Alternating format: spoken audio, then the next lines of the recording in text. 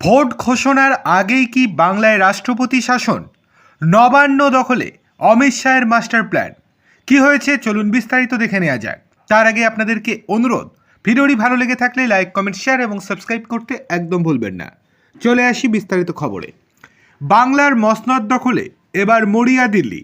2026-এর বিধানসভা নির্বাচনের নির্ঘণ্ট ঘোষণার আগেই রাজ্যে বড় সড় রদবদলের ইঙ্গিত মিলেছে।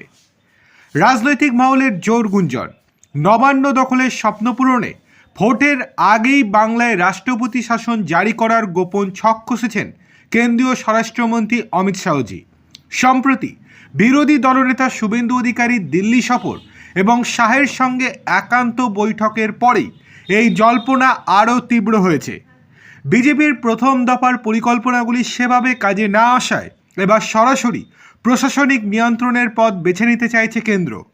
ভোটার তালিকা নিয়ে জটিলতা এবং আইনি লড়াইয়ের আবহে স্বরাষ্ট্র মন্ত্রক ইতিমধ্যেই একটি বিশেষ কমিটি গঠন করেছে। তবে এখানেই শেষ নয়, নির্বাচনের অনেক আগেই বাংলায় পা রাখছে বিশাল পরিমাণ কেন্দ্রীয় বাহিনী।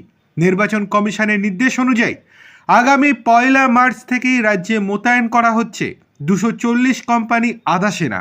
2 দফায় মোট 480 কোম্পানি বাহিনী দিয়ে বাংলাকে মুড়ে ফেলার প্রস্তুতি চলছে।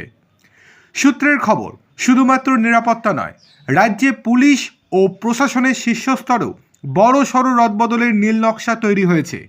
পছন্দের আমলা এবং পুলিশ আধিকারিকদের গুরুত্বপূর্ণ পদে বসিয়ে ভোটের রাশ নিজেদের হাতে রাখতে চাইছে কমিশন এবং কেন্দ্র মন্ত্রক।